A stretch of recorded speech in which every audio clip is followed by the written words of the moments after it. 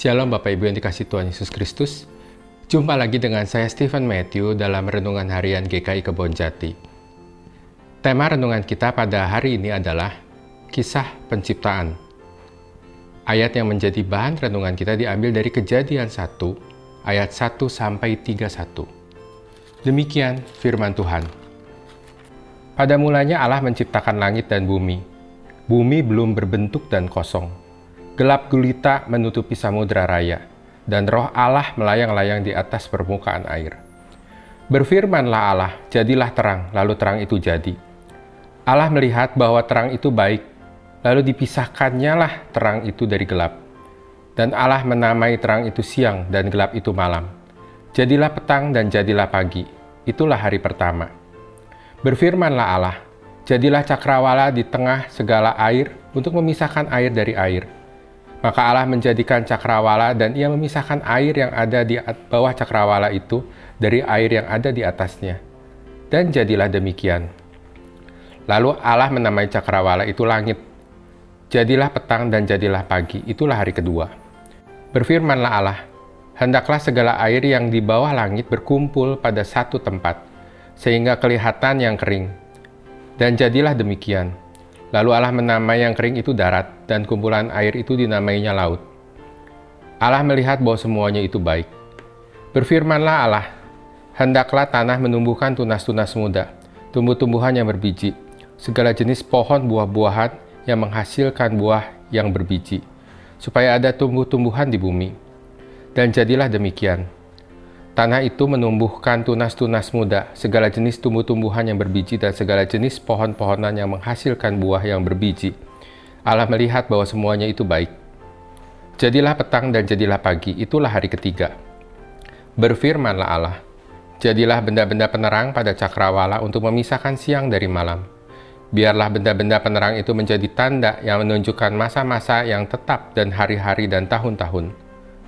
Dan sebagai penerang pada cakrawala, biarlah benda-benda itu menerangi bumi, dan jadilah demikian. Maka Allah menjadikan kedua benda penerang yang besar itu, yakni yang lebih besar untuk menguasai siang, dan yang lebih kecil untuk menguasai malam, dan menjadikan juga bintang-bintang. Allah menaruh semuanya itu di cakrawala untuk menerangi bumi, dan untuk menguasai siang dan malam, dan untuk memisahkan terang dari gelap. Allah melihat bahwa semuanya itu baik.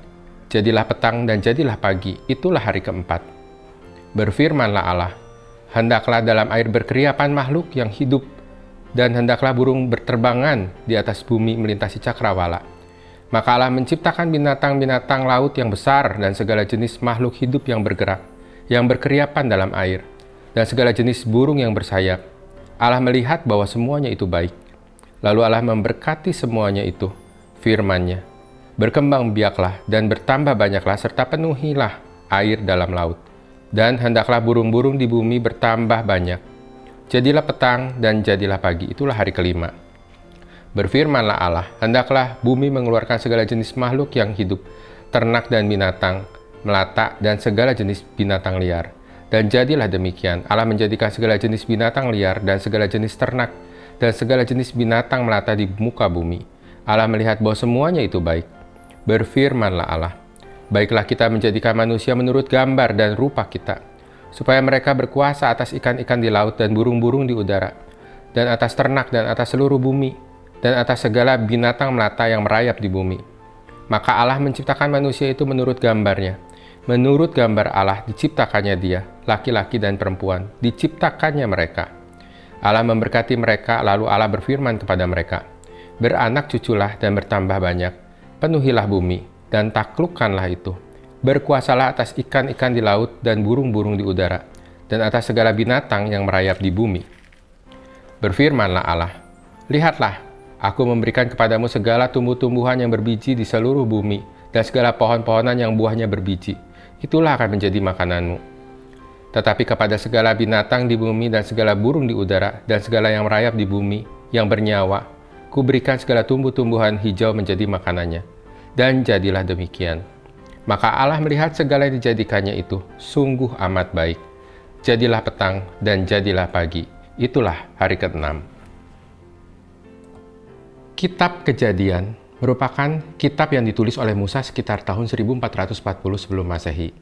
Saat Musa dalam perjalanan di padang gurun memimpin bangsa Israel keluar dari Mesir menuju tanah Kanaan. Mungkin kita pernah bertanya dalam hati, apakah kisah penciptaan yang diceritakan dalam kitab Kejadian 1 ini benar-benar terjadi seperti yang ditulis? Bagaimana mungkin Musa bisa mendapatkan ilham untuk menuliskan kisah penciptaan ini padahal dia sendiri belum ada? Banyak ilmuwan modern yang menyatakan bahwa kisah penciptaan yang ditulis Musa ini hanyalah sebuah mitos Yahudi Kristen. Salah satu hal yang mendasari pendapat para ilmuwan modern ini adalah ditemukannya banyak kosmogoni timur dekat kuno yang memiliki kemiripan dengan kisah penciptaan di dalam kitab Kejadian.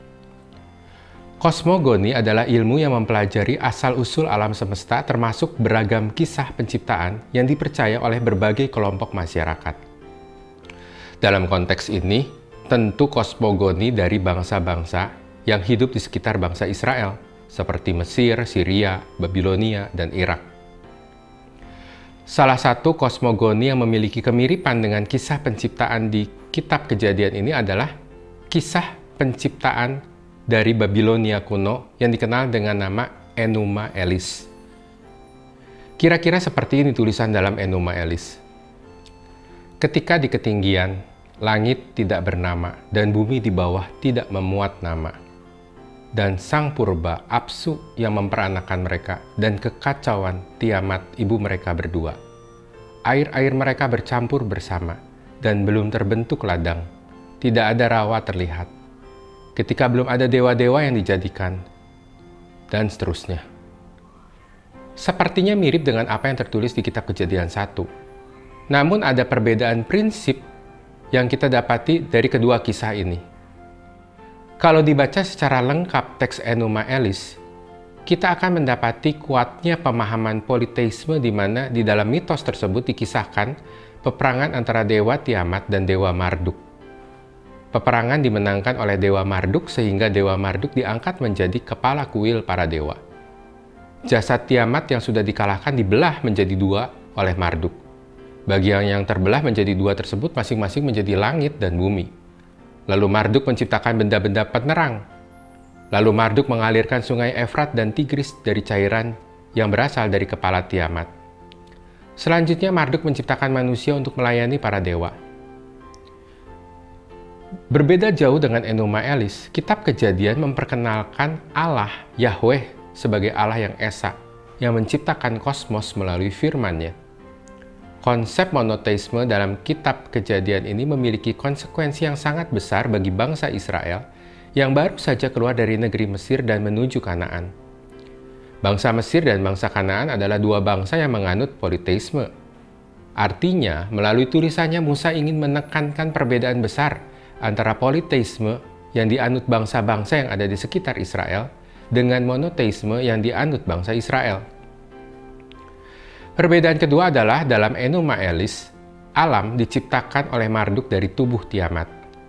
Sedangkan dalam kitab Kejadian, Allah Yahweh menciptakan alam dari ketiadaan atau dikenal dengan istilah creatio ex nihilo.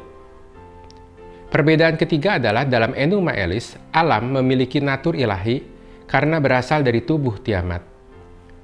Dalam kitab Kejadian tidak seperti itu. Alam seluruhnya merupakan ciptaan Allah Yahweh sehingga hanya Allah yang patut disembah. Sedangkan alam tidak boleh disembah. Perbedaan keempat adalah konsep penciptaan manusia. Dalam Enuma Elis, manusia diciptakan untuk melayani kebutuhan para dewa. Di dalam kitab Kejadian, manusia diciptakan untuk menjadi wakil Allah menguasai bumi.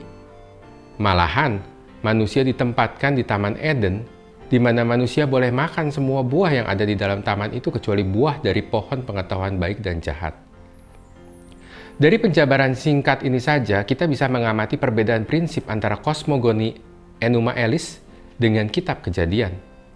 Kita bisa menarik suatu kesimpulan bahwa kisah penciptaan yang ditulis Musa menawarkan satu ide yang berbeda 180 derajat dari kosmogoni-kosmogoni di timur dekat kuno. Melalui bacaan kita hari ini, kita diingatkan kembali akan Allah Yahweh yang berinisiatif memperkenalkan dirinya sebagai Allah yang esa. Allah yang berkuasa menciptakan dari ketiadaan. Hanya Allah yang patut kita sembah, bukan menyembah ciptaannya. Dan tentu, konsep penciptaan manusia dijadikan wakil Allah untuk berkuasa atas bumi. Ini adalah ide-ide utama yang seharusnya menjadi fokus perhatian kita dalam membaca kisah penciptaan dalam Kitab Kejadian 1. Melalui renungan kita hari ini, bisakah kita melihat kehadiran Allah yang Maha Kuasa yang sekaligus mengasihi manusia, makhluk ciptaannya, dengan menjadikan manusia wakil Allah untuk mengelola bumi? Sudahkah kita melaksanakan mandat budaya ini dengan penuh tanggung jawab? Demikian renungan kita hari ini. Tuhan Yesus memberkati.